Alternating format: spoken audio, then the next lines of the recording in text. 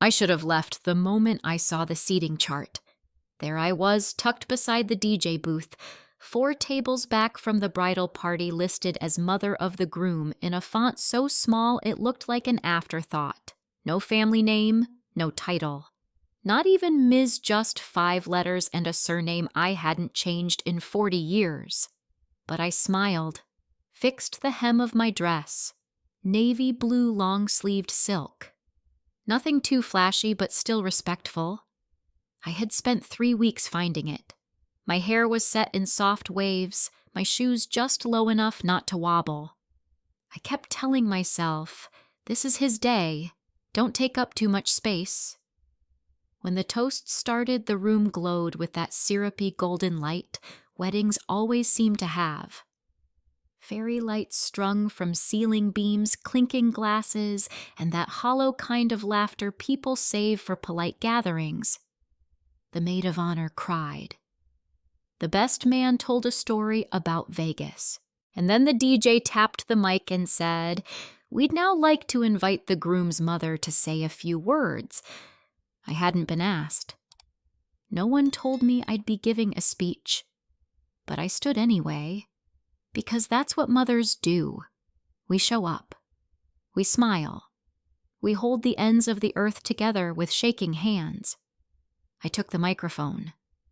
I looked at my son, my only child, my whole life once sitting beside his new bride. He didn't smile at me. He didn't nod. He looked at me the way a stranger might look at someone who'd cut in line at the DMV, like I was an inconvenience, like I didn't belong. I started to speak just a soft, well, I wasn't prepared to say anything but. And then he stood. Abruptly. His chair scraped the floor with a screech that silenced even the drunk uncle. Glasses froze midair. Forks paused. And then in a voice louder than I have ever heard from him, he said, "You ruined my life. Do you even realize that?" The silence that followed was absolute. I didn't respond. I didn't flinch. But I felt my pulse slam against my ribs so hard I thought I might pass out. He didn't sit back down. He just walked out of the room. Cassie, his bride, watched him go without moving. Then she turned to the crowd and said, "Sorry about that," and sipped her champagne. People laughed. Not kindly. Not unkindly either. The kind of laugh people do when they don't know where to look. A sound to fill the space. I placed the mic back on the stand. Someone clapped. Just one person. Then no one else, and I walked out. I left my purse on the table. I left my heels on the marble steps outside. I drove home barefoot. That was the last time I spoke to my son in person. That was also the night I knew something had broken between us, not like a dropped vase, but like a fault line cracking silently beneath a house. Something ancient, something that had been waiting. And I knew, though I hadn't yet admitted it, that there would be no fixing it. Not this time. It started as most regrets do, with good intentions.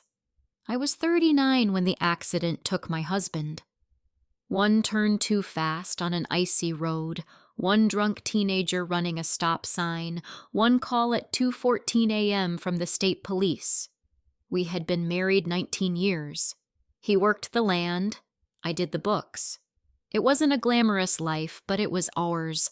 The house, the orchard, the old white barn with green trim that peeled every winter no matter how many coats we put on it. And we had John. He was 10 when his father died. A quiet boy always watching. At the funeral he didn't cry, just held my hand too tight and stared at the casket like it had betrayed him. After that, he started leaving his plate half full at dinner, locking his door at night, sleeping with the light on. The orchard became a graveyard to him. I watched him pull away, and I told myself, "He's grieving. Just give him time." I went back to work a week later. I cleaned houses in the morning and kept the books for a small construction company at night. We had no savings to speak of, just the land. The land had been in my family for 4 generations. 43 acres of apple trees and dry grass that the bank liked to sniff around every year or so. People came asking, developers mostly with clipboards and smirks. They'd offer me numbers I couldn't even say out loud without wanting to throw up. I always said no, because that land was John's someday. That was the story I told myself. I was keeping it for him. I skipped meals so I could keep paying his private school tuition. I took on Saturday shifts so he could have new cleats. I worked through 2 fevers and 1 kidney infection just so he wouldn't have to wear hand-me-downs to junior prom. When it came time for college, he got into Cornell. I cried in the laundry room for a full hour before I told him he could go. He never asked where the money came from. I sold a 2-acre parcel on the far east side of the land to pay for his freshman year. When that wasn't enough, I remortgaged the house. He never knew. He didn't ask. But oh, how proud I was. I saved every letter he sent home.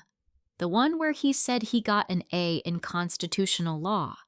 The one where he mentioned a girl named Rachel who worked in the cafeteria and liked the same terrible 80s music his father used to play. The one where he said he missed the orchard in the fall, said it smelled like childhood. I read that one until the paper went soft at the creases. When he graduated, I wore a dress 2 sizes too small and smiled so wide my jaw locked up by the end of the ceremony.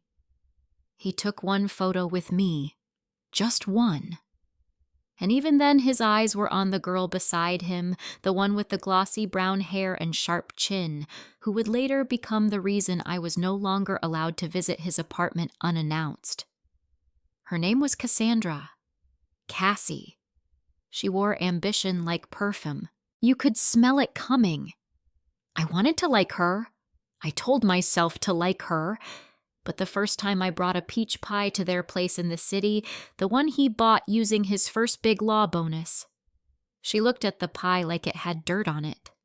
She said, "Oh, homemade. That's quaint." I remember thinking, you don't know a thing about dirt, or how hard it is to keep a tree alive when everything in your life is telling you to let it die. John stopped coming home that year. Too busy. Too many cases. Cassie didn't like the dust. Said the farmhouse smelled like mildew. Said the barn was a death trap waiting to happen. I stopped setting the guest room bed after a while. Just let the sheets grow cold and stiff, like everything else. And still I held on to the land, because it was all I had left to give. There was a man once a neighbor named Harold who started stopping by after my husband died. He fixed a leaky pipe, rewired the barn, made me laugh once over coffee at the diner. He had kind eyes. I liked the way he never asked for anything in return. He proposed to me one spring, said we could sell the land, buy a smaller place by the lake, live off the profits, travel maybe, rest. I said no. Told him I had to think about John. Told him I couldn't let go of the farm. And Harold, well, Harold smiled, kissed my hand, and walked away. I never saw him again. Years later, when the barn roof caved in from too much snow, and I had to climb up there with a tarp and prayer, I remember thinking, you chose this. You chose this weight. And I did. I chose it again and again. But the thing about sacrifice is it only feels holy when someone notices. When no one does, it starts to feel like decay. The first year he stopped coming home, I kept making enough food for 3. Chicken thighs roasted with rosemary, buttery red potatoes smashed with garlic. Corn from the freezer the last harvest we'd picked together. I'd set the table like muscle memory, 3 plates, 3 sets of silverware cloth napkins folded like fans. I'd leave the porch light on. I'd wait. Eventually the food went cold. Eventually the porch light felt stupid. So I stopped doing both. The empty chair didn't bother me at first. Not more than a paper cut. Just a sting when I passed the living room and saw the cushions still fluff the way I'd left it. But over time, that chair became something heavier. It became a silence that pressed down on everything. A silence that didn't echo, it absorbed. He called sometimes. Short calls. Mechanical. "Hey, Mom, just checking in," always followed by, "I've only got a second." He never had more than a second. Not for years. I remember one call about 8 months before the wedding. He mentioned they'd gotten engaged. I wasn't surprised they'd been playing house since she moved in. What caught me off guard was how he said it. "So Cassie and I are getting married," he said without ceremony, as if announcing a software update. Then, "She thinks a small ceremony at the vineyard would be nice. Keeps things clean." Clean. He meant no family clutter, no orchard, no history. I said I was happy for them, and I was not in the way you think. I was happy because it meant I could stop hoping. I could stop imagining Sunday dinners or someday grandchildren playing under the apple trees.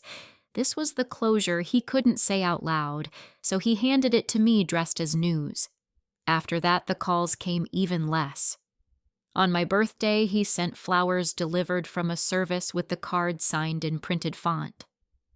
"Hope it's a lovely day, John and Cassie." No love, no mom, not even his own handwriting. I set the bouquet on the counter. The water turned green by the 4th day. I didn't change it. There's a grief that comes not from death but from vanishing. It's slower, more polite. It doesn't knock you down, it just dissolves you grain by grain. And you don't even realize you're disappearing until one day you wake up and nothing inside you moves. Around that time, I started walking the property more. Not to do anything, just to feel the air, the soil beneath my shoes. I'd stand in the east orchard and run my fingers down the bark of the oldest tree. My father had planted that tree the year I was born. He named it Mary after my mother. It hadn't borne fruit in years, but I kept it alive. Maybe because I understood what it meant to be old and hollow and still rooted. Rachel, the ex-girlfriend, came by once that fall. She didn't call first, just showed up in a beat-up Honda with college stickers still on the bumper. I hadn't seen her in 3 years. I remember opening the door and being struck by how different she looked. No makeup, hair in a messy bun, jeans with paint on them. She smelled like coffee and dog fur and rain. "I was just passing through," she said. "Thought I'd say hi." I let her in. We sat at the kitchen table with chipped mugs of cinnamon tea. She told me she was teaching art at a community college in Albany. I asked her why she and John hadn't worked out. She looked down at her hands and said, "He got tired of simple things." That was all she said. But it stuck with me. He got tired of simple things. After she left, I sat at the table long after the sun went down. I kept replaying that phrase, because I knew what it meant. I had lived it. There's a kind of man who mistakes quiet love for emptiness, who thinks anything not loud must be nothing. And I had raised one. One night a week before the wedding, I made a peach cobbler. It was my husband's recipe, brown sugar crust, warm cinnamon, just a pinch of salt. I hadn't baked it in years. Something in me wanted to remember the version of our life where that smell meant comfort, not ghosts. I wrapped it in foil, climbed into the truck, and drove the hour into the city to their apartment. I didn't call ahead. When Cassie opened the door, she didn't even move to let me in. "Oh," she said. "Is something wrong?" "No," I replied. "Just thought I'd bring something." She looked at the dish like it was a stray dog. "I wish you'd called. We just ordered Thai." "I won't stay. Just leave it in the fridge then," I said. She hesitated. Took it. Didn't say thank you. Closed the door before I could.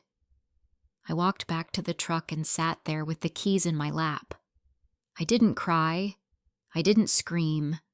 I just sat. And that's when I realized not everything dies in fire. Some things rot, slowly, quietly, without ceremony, and somehow that's worse. Weddings bring with them a kind of forced cheerfulness, like a smile you hold for too long in a photograph until your face aches and your eyes start to blur. I arrived early, of course. Mothers do that. We make ourselves useful. I walked through the vineyard grounds with a clipboard I was never asked to carry, pretending I had something to oversee. I asked about the hors d'oeuvres. I fluffed centerpieces that didn't need fluffing. I made myself invisible by being helpful. It was a bright morning, early June, the kind of heat that sticks to your skin just under the collarbone enough to make you sweat without fully noticing. The grapevines were already full of promise, green and leafy and brimming with unripe fruit. 100 guests were expected. Crystal glasses, live quartet, no orchard in sight.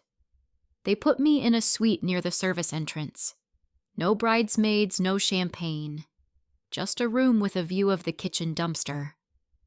I didn't complain. I changed into my dress, fastened a brooch my husband gave me on our 12th anniversary, and watched as strangers in pressed black uniforms wheeled silver trays across the gravel. That's when I saw them, John and a man I didn't recognize, standing by the arbor at the far end of the garden. He was in a suit, sleeves rolled. The man had a briefcase. They were talking quickly, glancing at a folder between them. I shouldn't have listened, but I did. It wasn't intentional. I wasn't sneaking. I just walked closer. I thought maybe they needed something. But then I heard it. The man said, "So once the marriage certificate is processed, the trust updates automatically. All the assets tied to Cassandra's name, the legal transfer will be seamless." John nodded. "And the land? Also hers. Full beneficiary. You'll be the secondary technically for tax purposes." I stopped walking. The blood in my ears went hot. Not loud, not like panic, just hot as if my own body couldn't hold the temperature of that moment. They didn't see me, or if they did, they didn't care. The man handed John a pen. He signed. That land, my land, was never spoken about. Not with me, not in family meetings, not in a conversation over coffee or pie or birthday dinners that never happened. But now it was being signed over to her, just like that. I walked away before they could see my face. My heels wobbled on the gravel. I caught myself on the corner of a bench and sat hard, feeling the breath leave my chest like a sucker punch. A passing server asked if I needed water. I shook my head. Inside the suite, I took off my shoes and stood barefoot on the cold tile. I needed the sting of it. Something real.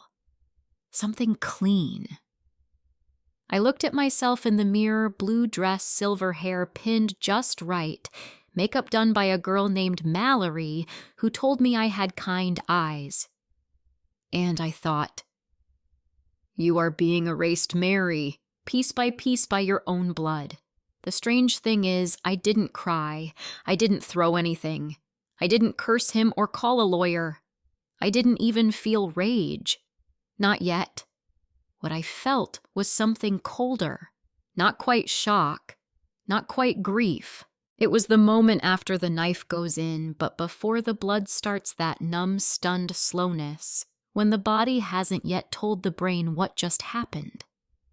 That night after the ceremony, after the toast, after the sentence that cracked my life in half, I drove home barefoot. My dress bunched under the steering wheel. The roads were dark. I didn't turn the radio on. I parked the truck and left the keys on the dashboard, walked inside and stood in the kitchen without turning on the light. The air smelled like lemons and dust. A June night pressing up against the window screens thick and heavy. And then from the shadows, a voice. "Are you okay, Rachel?" She had let herself in. She still had the spare key. I didn't ask why. She stepped into the glow of the porch light. Her face was gentle, unsure. She wore jeans and a navy blouse, hair pulled back. No jewelry. I nodded. Didn't speak. "I saw what happened," she said. "I left right after you." We stood there in the hush of the kitchen like ghosts who once knew each other. And then I said it. The words that opened the final door. They gave her the land. Rachel blinked. "What I heard them before the ceremony. He put the land in her name. After the wedding, it becomes hers." She didn't ask how. She didn't ask why. She just looked at me, and for the first time in a long time, someone saw me. Truly saw me. She took a step closer. "You don't have to let him do that." And I remember whispering, "It's already done." Rachel shook her head. "No, it's not." There was something in her voice that wasn't pity. It wasn't sympathy. It was clarity. And it broke something loose in me. I sat at the table. She poured me tea. We talked until the sky went pale. By sunrise, I had a plan. Not revenge, not justice, just reclamation. 2 weeks passed.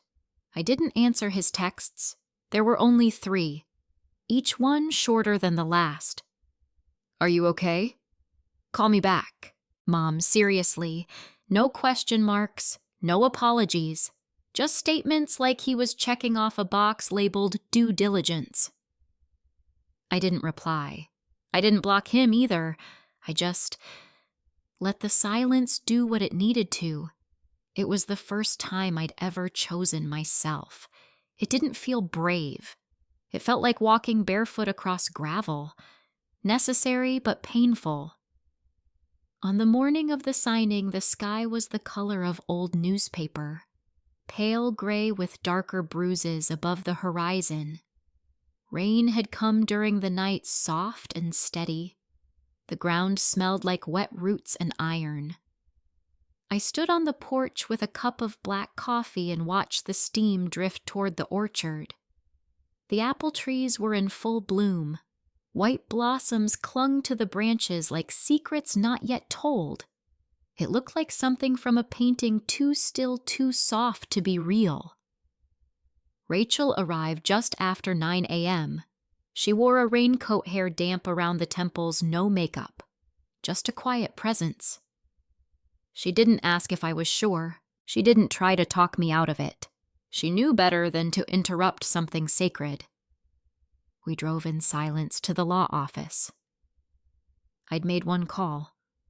Just one. To a man named Peter Darrow, an old colleague of my husband's from his co-op days. He was kind. Quiet. Told me what was possible and what wasn't. We couldn't reverse what John had already signed without a legal war, but what we could do was make sure the rest of the land, my half the original deed from my grandfather, didn't go to someone who saw it as an investment portfolio. I sat across from Peter, hands folded. "I want to transfer ownership of the primary parcel to Rachel Morris," I said, "effective immediately." Peter raised his brows but said nothing. Rachel blinked. "Mary, I'm not giving it to you as a gift," I said. "It's not charity. It's restoration. You helped me once. You loved this land when he stopped."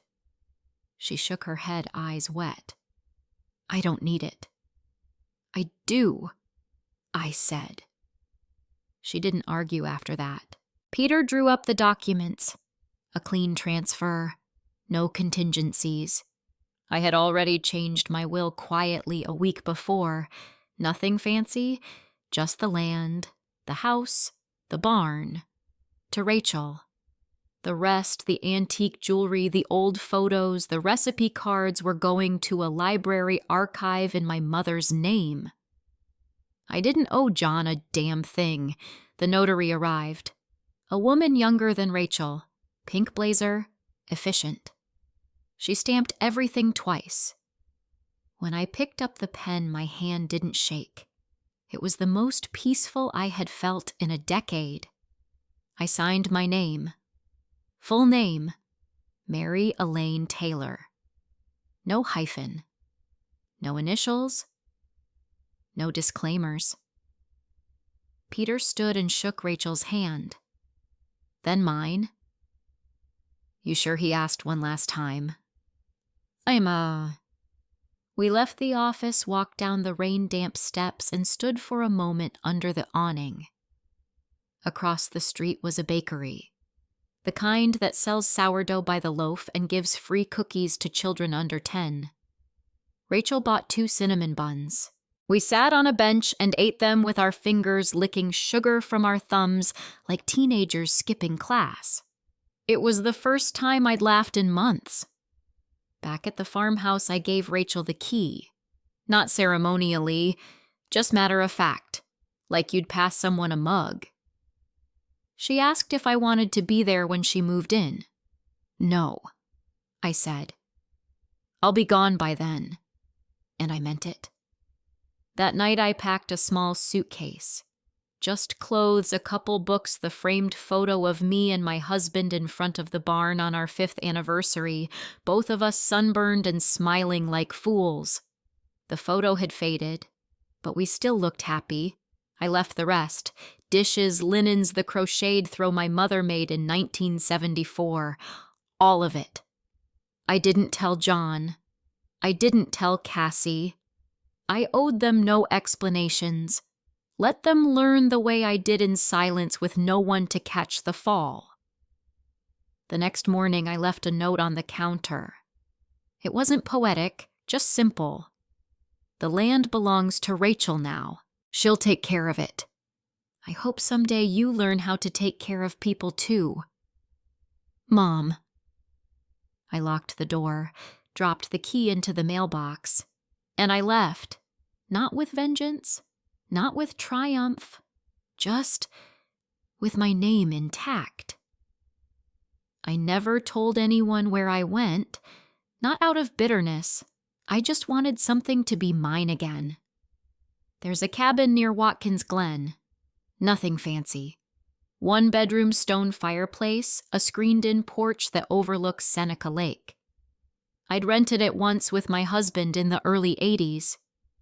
I remembered the wood smoke and the clawfoot tub, how the wind came in like a whisper through the pines. I called the owner. She still remembered me. I paid for 3 months in advance and told her not to give out my number. She didn't ask why. The days slowed down, not in that dull, dragging way. They softened, unfolded. I walked barefoot in the mornings, coffee in hand dew clinging to the hem of my pants. I cooked for one. I read entire novels in a day. I didn't set alarms. The lake was quiet and glassy in the mornings, dotted with little white boats like commas in a sentence I hadn't finished writing. No one called. Not even John. He must have seen the deed transfer eventually. Rachel told me later in a letter not a call that he showed up at the farmhouse 2 weeks after I left, demanded to know what happened, said I must have been coerced, that I was unstable, that I was old and confused. Rachel said she didn't argue, just handed him a copy of the paperwork, showed him my signature, told him if he had further questions he could speak to my lawyer. He never did. I read her letter on the porch while rain tapped gently against the window panes. She ended it with, "I'm planting late this year. Everything feels slower without you, but the land is still breathing. You'd be proud." I didn't reply right away. I didn't need to. She knew. Some nights I sit with my feet up on the windowsill and listen to the owls. There's an old rocking chair on the porch. The wood creaks not in complaint, but in memory. I like that. There's a box under the bed with old photos. I take it out sometimes. Not to cry, just to remember that I was part of something once. That I tried. I think that's the cruelest part of motherhood. No one tells you that trying doesn't guarantee anything. That love, real love, might never be seen the way you meant it to be. It gets filtered through other people's fear, ego, ambition. I used to think legacy meant leaving something behind for someone else. Now, I think it means walking away with yourself still whole. I haven't spoken to John in 6 months. I don't plan to. If he comes looking for me, I don't know what I'll say. Maybe nothing. Maybe I raised you to be a good man. You chose to be something else. But that's not a confrontation I need anymore. What matters is this: the land will bloom again. Rachel sends photos sometimes. Blossoms thick as snow. Bees swarming. A barn being repainted white with green trim just like before. There's a new swing hanging from the old oak tree. No one is waiting for me, but the orchard remembers. And somehow that is enough. The funny thing about silence is how loud it becomes once you stop fearing it. At first, the quiet inside the cabin felt too big for me. I kept the radio on during dinner, left the faucet running too long, talked to the birds outside the window like they were old friends I hadn't seen since childhood. But eventually the quiet settled in not as a void, but as a balm. I started waking up without dread. No list of things to manage. No voice in the back of my head whispering, "What else can you give up today?" Just light through the windows, pine needles on the doormat, coffee that stayed hot long enough to finish it. I found a rhythm. Walks in the morning. A nap after lunch. A paperback always within reach. I stopped checking my phone. I let the battery die and I never recharged it. I mailed Rachel a handwritten note once every few weeks. She always wrote back. Sometimes I read her letters twice. Once for the facts updates on the land, what she planted, how the soil's holding moisture better this year. Once for the tone, the way she still said we when talking about the farm, as if I hadn't really left. As if I was still a part of it. That mattered more than she probably knew. I received a letter from John in early October. Thick envelope. Return address his firm, not his apartment, not his home. He couldn't even write from himself. The letter was typed. Mom, I don't understand what you've done. I'm not angry, but I am deeply disappointed. You've embarrassed me. You've undermined years of planning. Cassandra is heartbroken. You didn't just hurt me, you hurt her and our future children. I wish you had come to us instead of acting out this way. It's not too late to correct things. If you revoke the deed, we can talk. Sincerely, John R. Taylor. No love. No apology. Not even your son. I didn't respond. I folded it once and placed it in the wood stove. Watched the flame catch at the corner, then crawl up the page like ivy. It curled in on itself, shriveling to ash. I closed the stove door and didn't look back. That letter told me everything I needed to know. He hadn't changed. He was still the boy who only saw love in what it gave him. Still the man who thought relationships were transactions. I had spent 30 years trying to protect him from every bruise and scratch this world could give. But no one tells you what to do when the harm starts coming from the inside. One morning I found a small bird on the porch, dead cold, its tiny wings stiff beak tucked under like it had tried to hide at the end.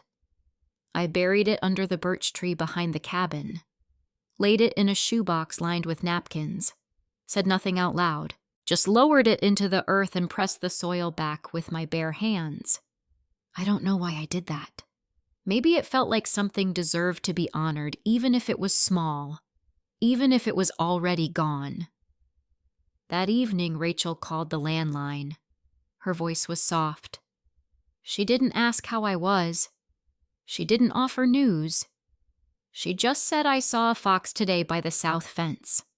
Thought you'd want to know. We talked about foxes, then about apples, then about the rain. At one point she said, I think he's going to file something, some kind of injunction. I have a lawyer looking at it, just in case. I didn't ask for details. I only said, he can try. We were both quiet after that. Then she asked, do you regret it? I could hear the wind through her line, trees moving, and I said, no. I only regret waiting as long as I did, because that's the truth. I waited too long to stop bleeding for someone who never once asked where the blood was coming from. I let love become martyrdom. I let motherhood become servitude. And then one day I stood up and I didn't die. The world didn't end. It just shifted, like tectonic plates under the ocean floor. Nothing you see, but everything you feel. Now when I walk to the edge of the lake and sit on the old wooden dock, I let my feet dangle in the cold. I count my breaths. I close my eyes, and I think, this is what staying alive feels like. Not joy, not vindication, not even freedom, just stillness. And it's enough.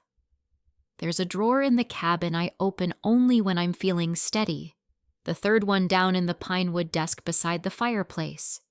It sticks a little when it's humid. Inside is a shoebox, old, faded, masking tape holding the corners together. I labeled it years ago John Baby Things. I'd packed it up when he was 10, after he outgrew the Superman pajamas and no longer wanted bedtime stories, after he stopped hugging me without being asked. I'd told myself I was preserving memories. But the truth is, I was preserving myself, the version of me that was wanted, needed, held. Inside the box, a plastic hospital bracelet with baby Taylor, mail printed in smudged black, a lock of dark hair tied in blue thread, his first crayon drawing of our farm, an oversized red barn with lollipop trees, and 3 stick figures holding hands. A rock he'd given me when he was 5, saying, "It's magic, Mama. You keep it, and nothing bad will happen." I held that rock in my hand last night, sat on the porch while the wind stirred the trees and crickets tuned their legs, and I asked myself something I never had the courage to ask before. What if it was always going to end this way? What if I mistook dependency for love? What if all that sacrifice was a transaction I made up in my head, one where I assumed payment would come in the form of gratitude?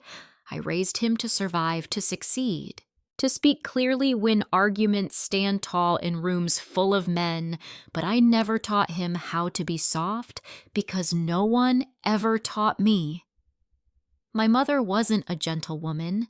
She believed in discipline and clean hands and tight buns and silence at the dinner table. When I cried, she told me to compose myself. When I wanted to draw or dance or sing too loud, she said, "That's not what girls like us do." So I learned early how to swallow emotions whole. And maybe that's what I passed on. Not strength, but control. Not love, but loyalty wrapped in guilt. The last time John and I laughed together, really laughed, was on a summer night when he was 16. We'd had a storm and the power went out. We lit candles and sat at the kitchen table playing cards. He cheated clumsily and I caught him. He grinned. "What if I grow up and become a con artist?" I said. "Then at least you'll be charming." He looked at me with that boyish sparkle I hadn't seen in years and said, "You'll always bail me outright." I smiled. Of course. God help me, I meant it.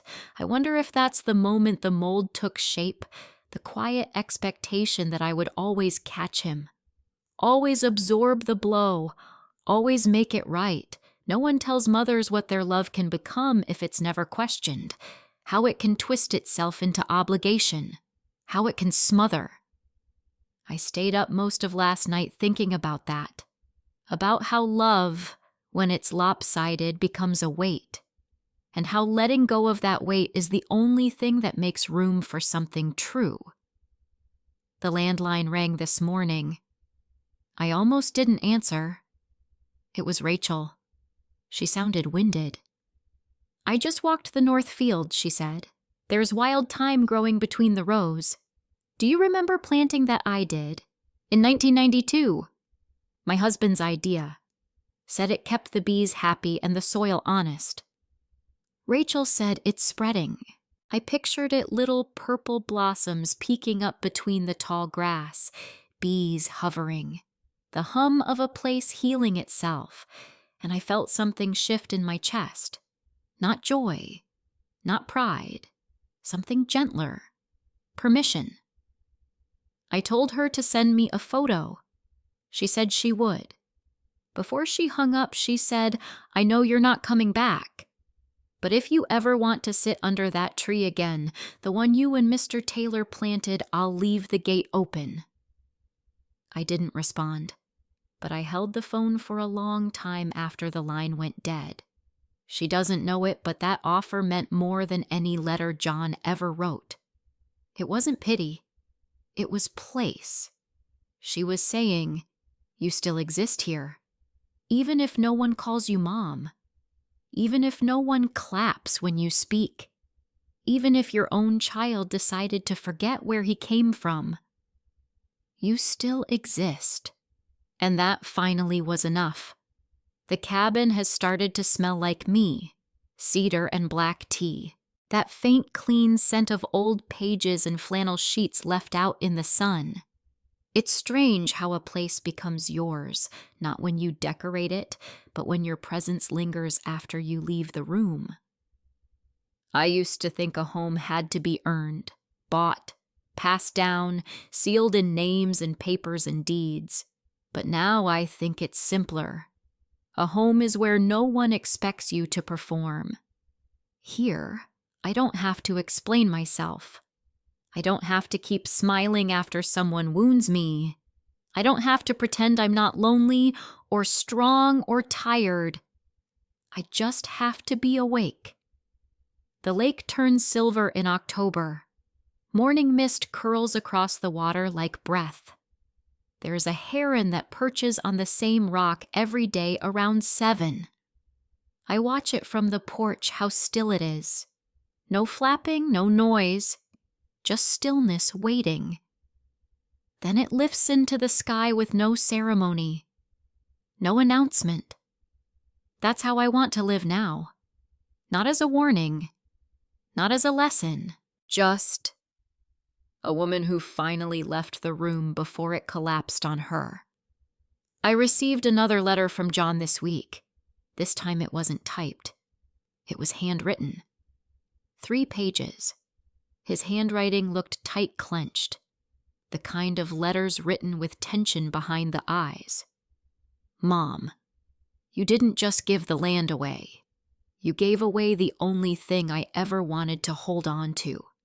Do you understand that I spent my entire life working to be enough for you? I got into Cornell. I became a lawyer. I married someone I thought you'd respect, and still you looked at me like I was never quite the man Dad was. I know I'm not him, but I'm not nothing. You taught me how to work hard, how to endure, but not how to talk, not how to feel things. I learned that from Cassie, even if you think she's cold. Maybe she is, but she listens, or she used to. I know I messed up. I shouldn't have said what I said at the wedding. I was angry. I felt exposed. I felt like a fraud, watching you stand there like a ghost. I panicked. You always made me feel small when you were silent, and I didn't know what else to do. You don't have to forgive me, but I needed you to know I didn't mean to erase you. John. I read it twice, and then I folded it, slid it into a book on the shelf, and walked outside. The sun was warming the stone steps. The first yellow leaves had begun to fall. I sat on the porch and watched one drift down, slow and spiraling until it landed beside my foot. I thought about what he said, that he worked to be enough for me, and the painful truth is, so did I. All those years, I was working to be enough for him. I sacrificed not for control, but for worth. I wanted to be the kind of mother he would remember as sacred, steady, good. But the harder I tried, the more invisible I became.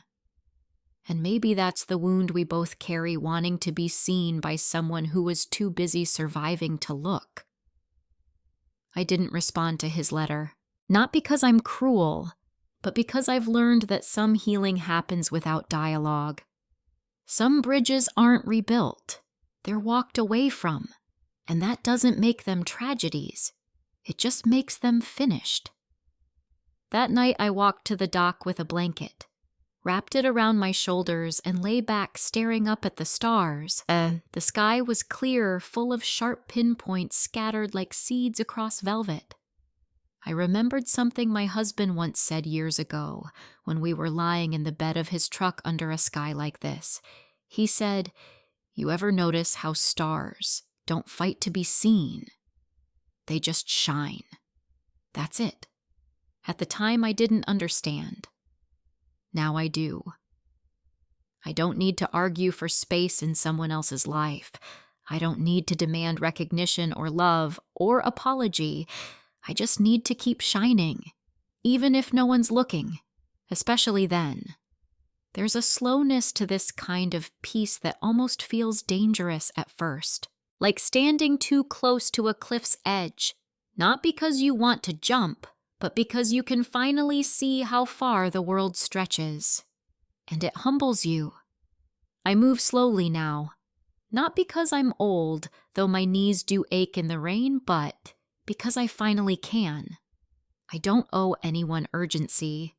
I don't wake to alarms. I don't schedule meals. Some days I eat toast at noon and call it breakfast. Some days I don't speak aloud at all, and nothing falls apart.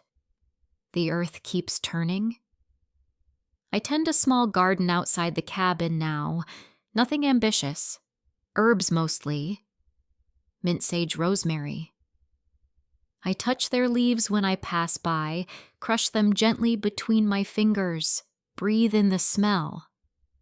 There's something honest in that, intending something that grows for no one but itself.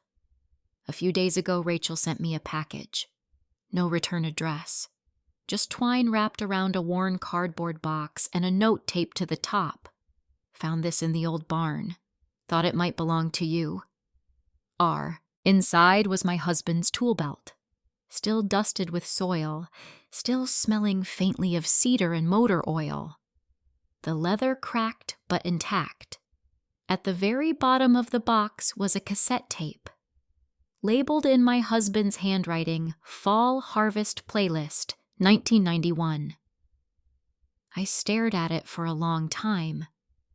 I don't even own a cassette player. But that small thing, his handwriting, his care in labeling something as mundane as a playlist, it undid something in me. Grief doesn't scream after a while. It hums. You get used to its rhythm, how it lives in your chest like a second heartbeat, quieter but constant. I sat with the box on my lap until dusk crept in. Then I made tea, lit a candle, folded the note, and placed it in the drawer beside his photo. I'm not sure Rachel knows what that box meant. Maybe she thought it was just clutter. Maybe she hoped it would make me visit.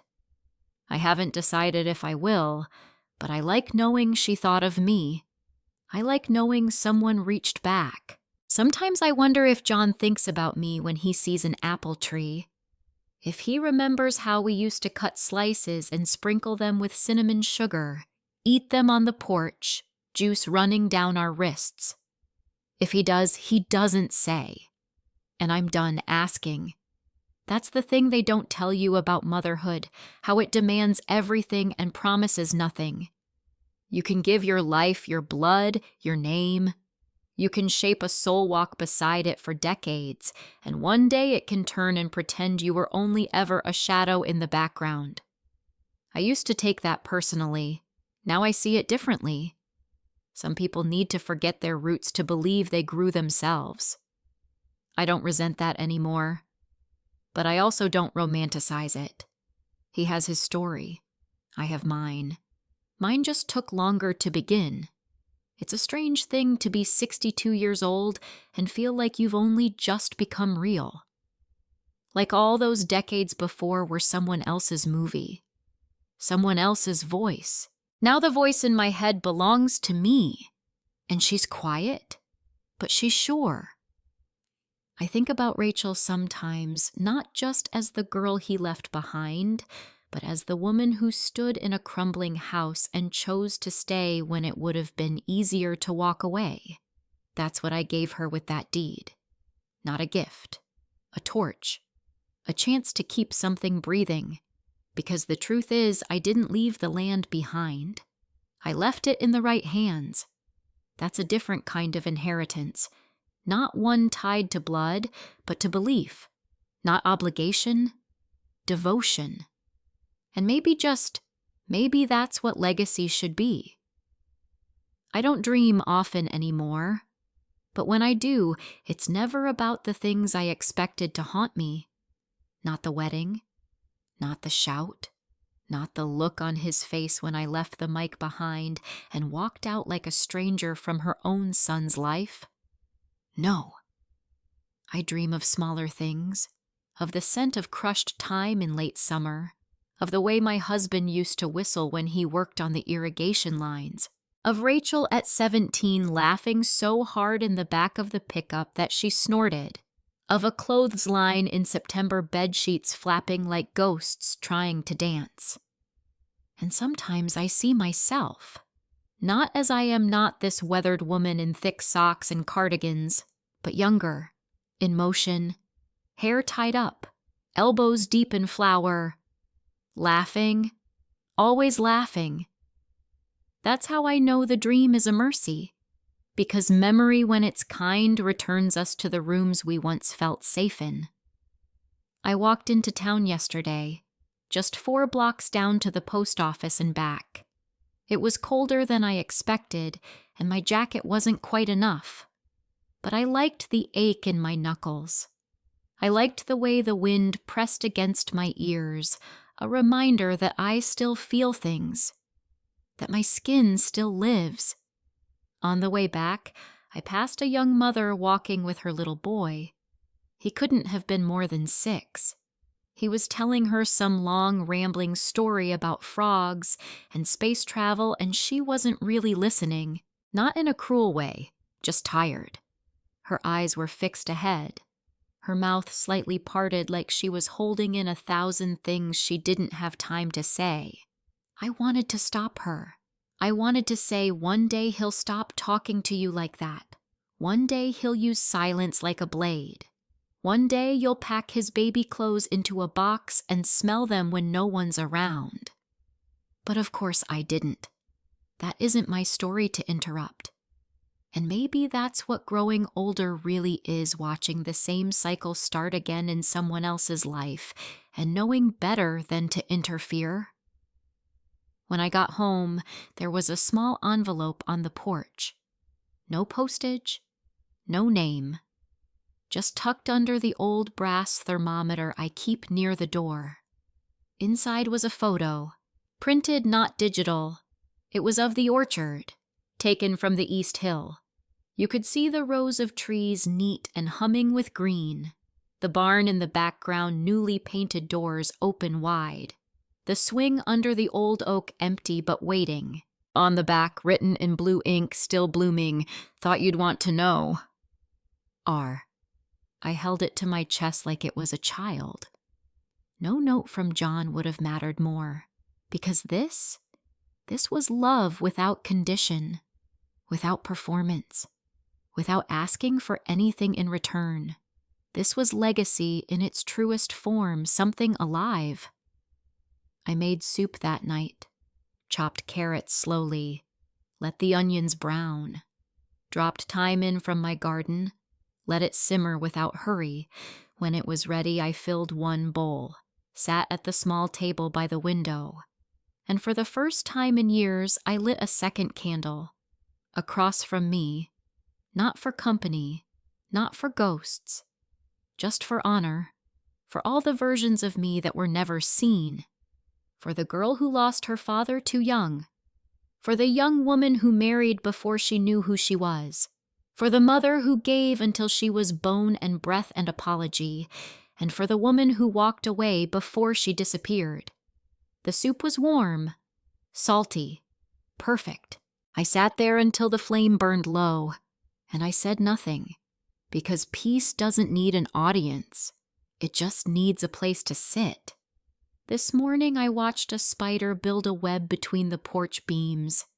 Tiny thing. Gray body legs like sewing thread.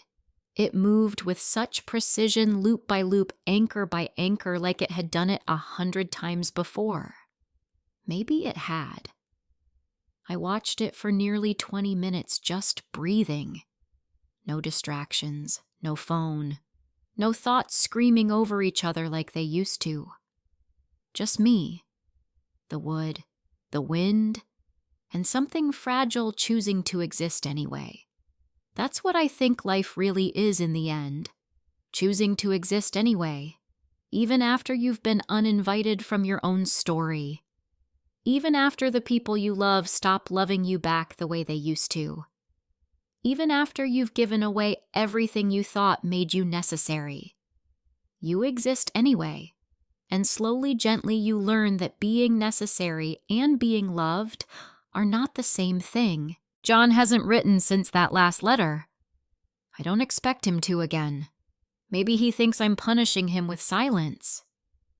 Maybe he thinks I'm waiting, but I'm not. I'm simply done. Not with malice, just with trying to be understood by someone who's never bothered to learn my language. Sometimes that's what aging is. Not becoming harder, becoming softer in the places you once held tense. Letting go of the need to prove anything. Accepting that some people will write you out of their story and that your story goes on anyway. The photo of the orchard sits on my nightstand now. I look at it every evening before bed. I trace the barn roof with my finger. Remember the way my husband used to hammer shingles in that crooked rhythm that made the dogs bark. I remember Rachel brushing her palms on her jeans after picking peaches, face-flushed freckles darkening in the sun. I remember myself in boots too big and pride too small, stacking crates of apples like I was building a future I could live inside. And in all of those memories, not once do I hear John's voice. It's strange. What you forget. What you hold. I used to believe memory was a form of devotion, but now I see it's also a form of mercy. The mind keeps what the heart can live with. That night I dreamt of the orchard again. Only this time I was the tree. Not the roots, not the fruit, just the trunk. Still, waiting, holding weight without complaint. Rachel walked beneath me. She never looked up. She didn't have to. And I felt no sorrow, no longing, just enough. When I woke, the morning light was soft, filtered through pine needles and fog. I got up, made tea, no sugar, a splash of milk, just the way I like it now. I didn't check the mailbox. I didn't reread old letters. I didn't wonder what might have been if I'd stayed quiet at the wedding or tried harder or been more patient. That version of me is gone now. And what's left is mine. Not because I fought for it, but because I let go. Because at some point, survival became less about holding on and more about releasing what never truly saw me. The orchard is in good hands. The land is still blooming, and I am still breathing. Some treasures had been recovered. Others, more valuable, still had been discovered for the first time. Not the land, not the house, not even my name etched in a will, but the sound of my own breath uninterrupted, the weight of a moment with no audience, the stillness of a life that no longer needed to be explained. It wasn't the ending I'd expected. It was better. Harder, clearer, more honest. It was mine. Thanks for listening. Don't forget to subscribe and feel free to share your story in the comments. Your voice matters.